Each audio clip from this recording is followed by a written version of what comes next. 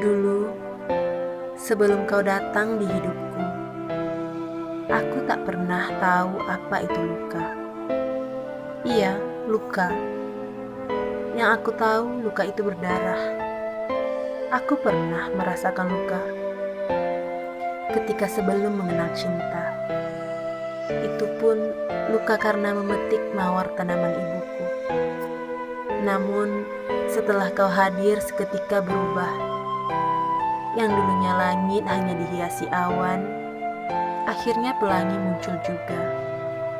Tak tahu kenapa, itu hal yang paling indah di hidupku. Sesuatu yang biasa menjadi istimewa.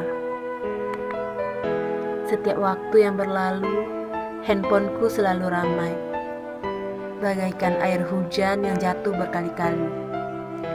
Dan rupanya itu semua tak bertahan lama. Setelah itu, bintang tak menghiasi malamku lagi. Bulan tak mau lagi tersenyum. Entah apa yang terjadi. Dan kau tancapkan duri yang teramat pedih. Lalu kau pergi tanpa jejak. Kau tak pernah tahu apa yang aku rasakan saat itu. Banjir air mata tak bisa kubendung. Andaikan posisi aku kau tukar 5 menit saja, aku yakin kau akan menangis. Bahkan kau akan bilang, semua wanita itu jahat.